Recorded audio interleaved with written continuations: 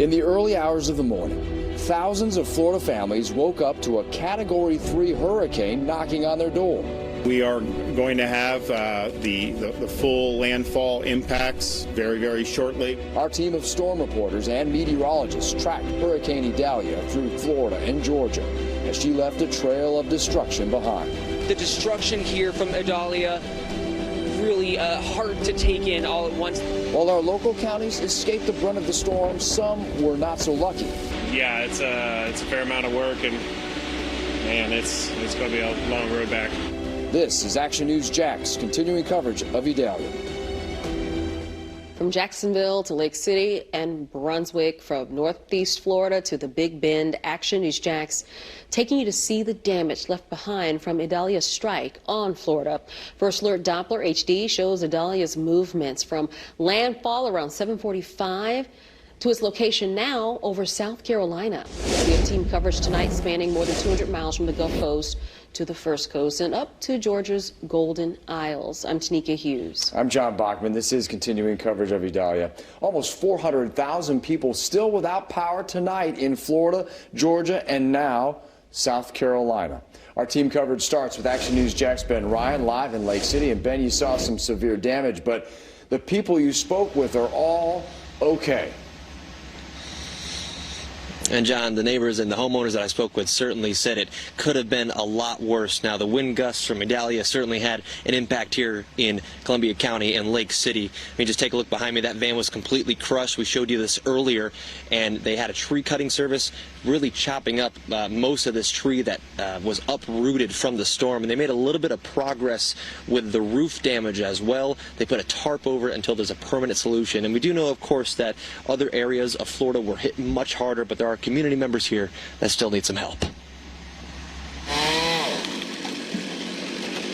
The cleanup has already started in Lake City. Trees uprooted from the wind gusts of Idalia, one crushing Herman Mendoza's car and another tree branch damaging his roof. Sore, Yeah. okay, but I'm alive. Whole family's alive. He was outside fixing his generator as the storm passed through. He had family, friends, and a tree cutting service to help during a difficult time.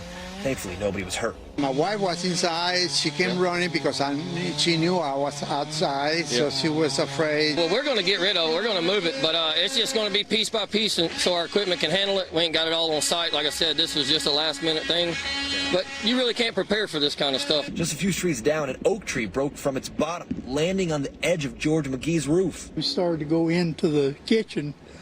We heard a big boom, and the house sort of rattled a little bit. And a few minutes down the road from Southeast St. John's Avenue, debris filled the streets. The tree cracked, took out our neighbor's cable line and part of her power lines there. And for both McGee and Mendoza, they're just thankful it wasn't any worse. Thankful. God's good. Fire department came over first, and then the sheriff came over too, and Florida Power came over too. So, you know, they were all checking and everything's fine. And this was a tree that was completely uprooted, as I mentioned, that caused pretty much all the damage here outside of this home in Lake City. Now, Columbia County Emergency Management, they told me over the phone they are going to have crews assessing all of the damage tomorrow, looking to see if they meet that threshold for some FEMA help and to use that for reimbursement purposes after the storm. They also told me that if you are dealing with damage like you're seeing right here, they recommend that you call your insurance company to get those wheels in motion as far as just city public works and things like that in general. They are going to be able to remove anything that maybe fell off into public property, but they can't do that for private property. For local coverage, you can count on. I'm Ben Ryan, Action News Jax. Storm surge sent the St. Johns River crashing over its banks and into Memorial Park in Riverside. It broke the decorative railing there that lines the park's seawall. Action News Jax Annette Gutierrez is live in Riverside tonight. And Annette, that's not the only place that has some cleaning up to do. No, it's not. And Memorial Park is actually one of the places that suffered some of the most damage. in Duval County, and I want to give you a closer look. So, you know, Riverside is no stranger to flooding, but if you look here, you can see the extreme damage to this barrier here. Storm surge destroyed it. Now, if we zoom out, you can see the caution tape. There's a JSO officer here, and if we actually go a little bit further down, you'll see there's actually a fence blocking people from walking over there because St. Johns River is posing a threat to coming over, and there is more damage to other sections in that pillar over there. So we want to actually steer clear from that area. From intense waves and storm surge in Riverside to almost total destruction of a property in Springfield, Jacksonville saw significant storm damage. I've never seen the waves act this crazy before, like at all. I've seen hurricanes come, but not like this. You can actually feel the wind blowing right. The St. Johns River crashed up and over the cement balustrade at Memorial Park. Now the city says they have some work to do. We've had problems with that wall before, and that was basically just the wind and wave action going over the top of that knocked that down. That'll need repair. This railing had previously been knocked down during Hurricane Irma in 2017. Further north in Springfield, an old abandoned building almost lost an entire roof on Walnut Street. Pretty much we just heard a loud boom, and it was a really big blood went cold, smoke everywhere. It was chilling.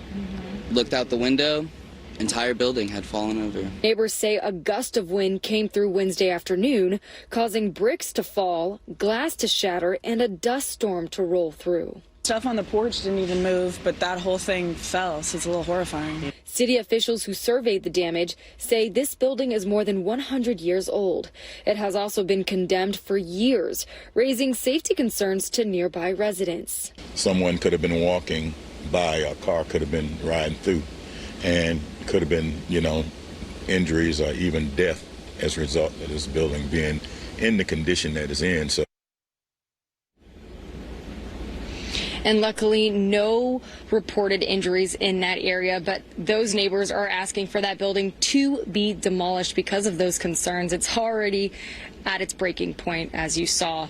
Now, JEA actually reported about 85,000 power outages in its coverage area, and about 90% has already been restored, and that was as of 7 p.m., so I'm sure it's almost cleared out. But of course, we'll give you those updated numbers on air and online. For local coverage you can count on, live in Riverside, Annette Gutierrez, Action News Jax. As Annette said, the balustrade at Memorial Park was also damaged after Irma in 2017, and these are pictures the Memorial Park Association shared the day after Irma passed, and the pieces were actually auctioned off to raise funds for the repairs.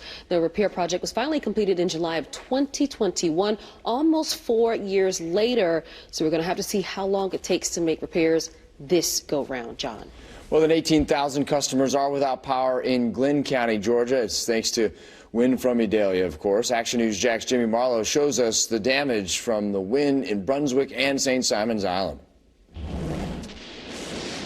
I started my day in Brunswick, then my photographer and I worked our way over to St. Simons Island. From north to south, we saw storm damage, we saw downed trees, and now we are back in Brunswick, and the final piece of the puzzle, I'm happy to report, is what you're looking at right now. Public works crews from neighboring towns have arrived here in Brunswick as the cleanup effort now begins, and there are numerous trucks parked here at this local hotel. Now, starting tomorrow, some of these crews are going to help out restore power here in Glynn County, and some are going to move up to Ware County, as Waycross is also having some power outages, and hopefully we can get that done within the next couple of days. It's always just nice to have a few things and be prepared, so if your neighbor didn't, at least you have stuff to help them. We've already talked in our neighborhood that, hey, I've got a grill, I've got this, I've got that, so everybody's already, ready to help each other out.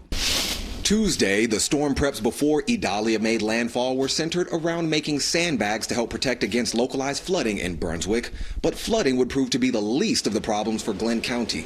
Constant high wind gusts cause major issues throughout the area. This is Broadway Street. Again, we can take a look down this street.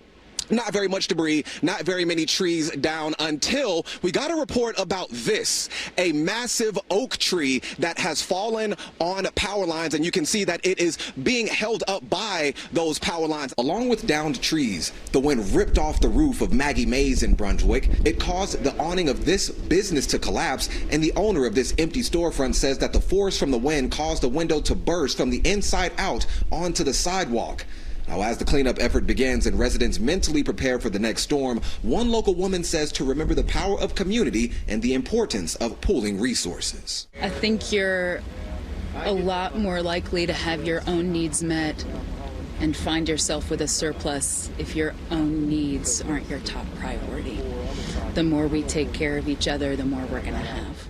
And right now, the greatest resource is what we are looking at. Public works crews from around the area are heading to other areas, Glenn County or Ware County, to restore power and to remove trees from roadways. Now, neighbors here in Brunswick and St. Simon's Island say that they are thankful that the worst of the storm did miss them, but they do say that their thoughts and prayers go out to everyone on the west coast of the state that was hit hardest by Hurricane Idalia. For local coverage you can count on in Glenn County, I'm Jimmy Marlowe for Action News Jax. Guys, back to you.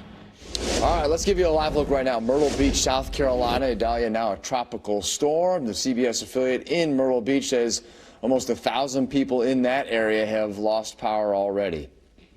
And the First Alert weather team still tracking the storm. Yeah, Action News Jax First Alert Chief Meteorologist Mike Burge has been with us all day long. And Mike, the storm is now over South Carolina. Yeah, and moving away, still producing some isolated tornadoes, heavy rain, as you mentioned, the gusty winds. For us, the winds peaked in general from about 45 to 60 miles per hour, but there were some localized gusts, 70, 80, and even 90 miles per hour, of course, downing trees and power lines in some areas, particularly heavy, those winds and strongest north and west of Jacksonville, most persistent too. Moving away now off to the north and east, Idalia is. Behind it, I'll time out the diminishing winds, when to expect some storms in the next 24 to 48 hours, and what might be brewing in the tropics now in the First Alert forecast. Coming up, 2 stories you still haven't seen on Action News Jax. First, helping at home and in the Panhandle. The mission local firefighters started late this afternoon. Then, destruction in the Big Bend. The message from the governor as the rebuilding begins. more local stories straight ahead on Action News Jax.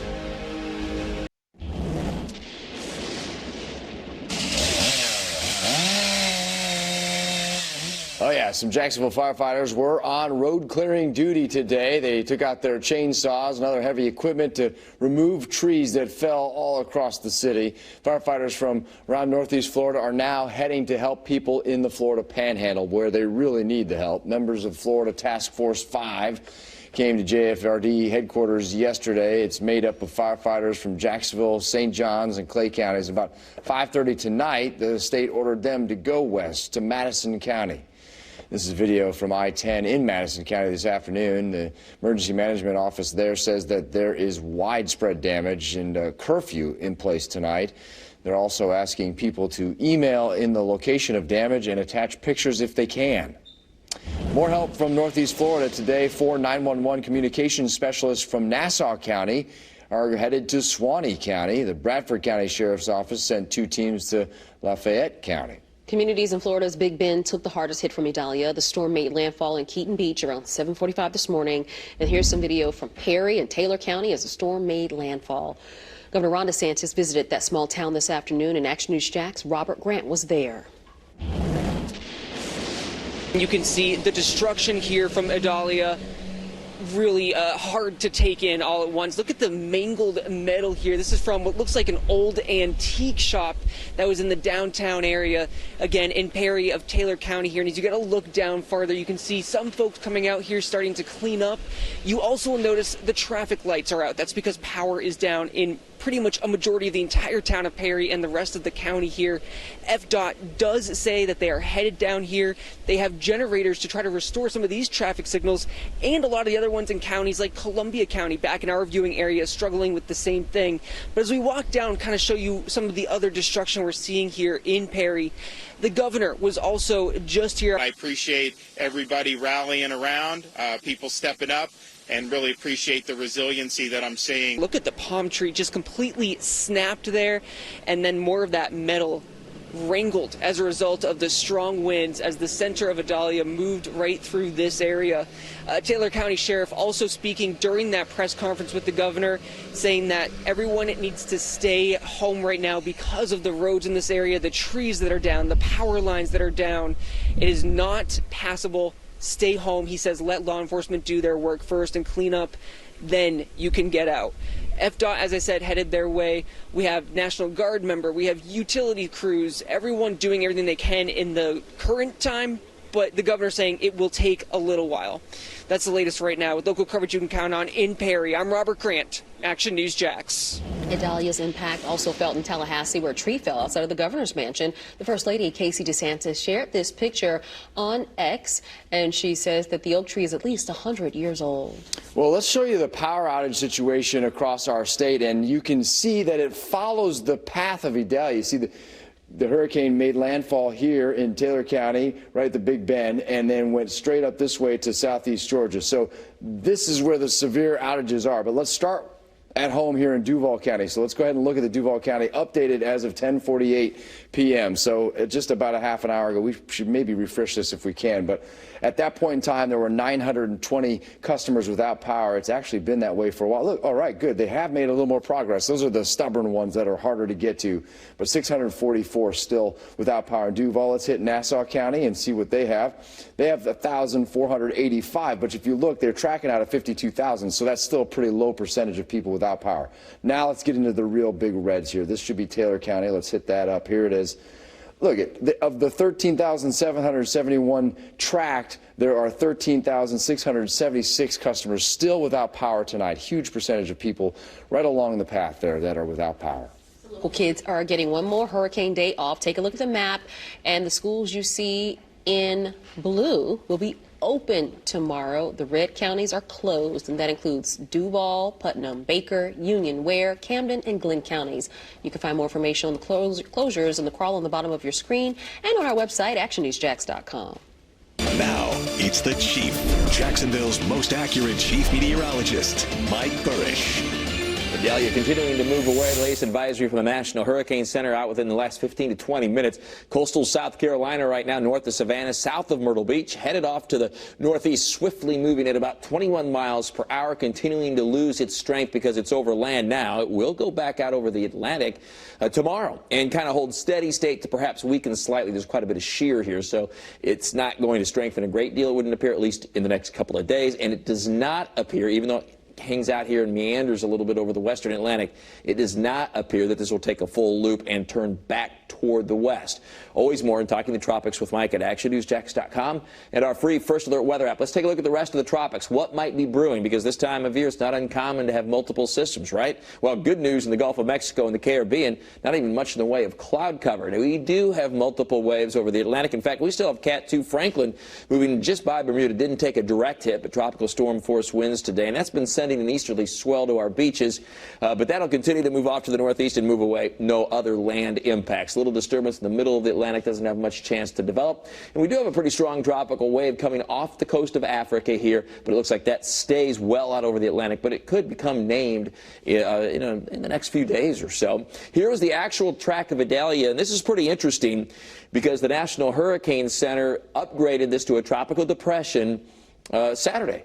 And once that was issued, they start showing where the storm is going to go. And this was their forecast landfall for each advisory up until today, from that dot to the dot, which is 75 miles. And look where actual landfall was. They did manage to split the uprights. Pretty darn good forecast for several days out, say so myself. That's good news as the hurricane then headed to the northeast, making that landfall as a Category 3. Sparsely populated, but boy, for the folks that live there, businesses, really rough one, no doubt. There goes what's left of Idalia off to the northeast. In behind it here, there have been a few scattered showers, especially over southern Putnam County the last hour or so. And we will have some tropical moisture around tomorrow that will trigger a few afternoon showers and storms, but it's dry now, and most spots will stay dry through the morning. Sunrise 7:02, that's important for those folks that are still without power. You manage a little bit of natural daylight between about 6:30 and 7 in the morning, and then it is going to be hot as we go through the day as temperatures reach the low 90s inland, the upper 80s at the beaches.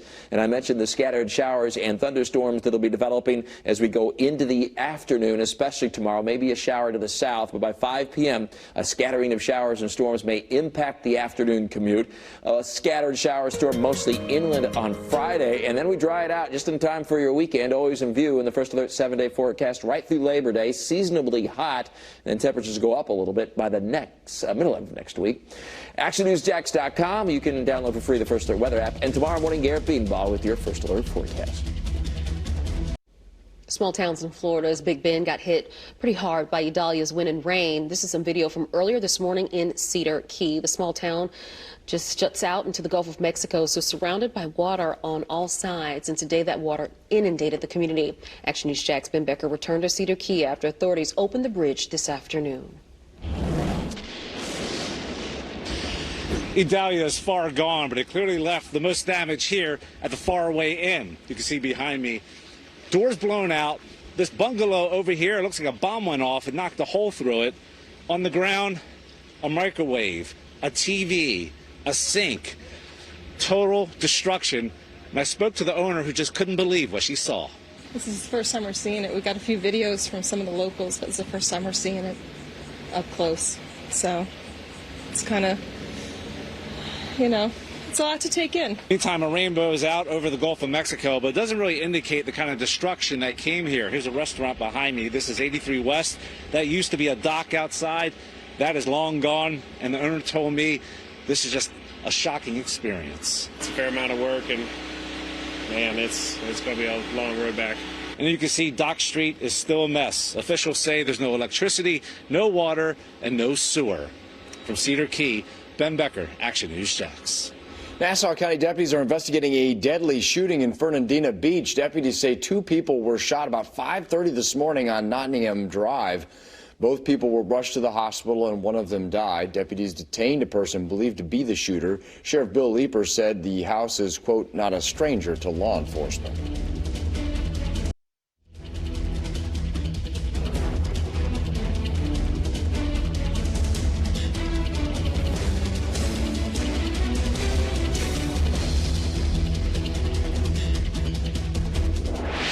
Warm, humid start to your Thursday, but it'll be much quieter with Idalia moving away. Still breezy right now, but the wind's diminishing overnight. Temperatures in the 70s will warm into the mid-80s by 10 a.m., close to 90 by early afternoon, and there will be some scattered afternoon thunderstorms developing tomorrow. Before we say goodnight, we want to thank you for letting us into your homes today and every day. You spent a lot of time with us today. Yes, we thank you for that. The Action News Jax team tried to give you information today, as we do every day, so we appreciate it. Have a good night. Before the crack of dawn, our team was tracking a major Category 4 storm getting ready to impact the coast of Florida. We were with you from the moment Idalia made landfall to the moment the eye made its way over our local counties. And as the storm moved away, our crews moved in to show you the damage left behind. Let me step aside so you can just see how significant that damage is. Now, we will continue to tell your stories. We have it 2 years in November. As we prepare to clean up our community. Yeah, it's a fair amount of work, and man, it's going to be a long road back.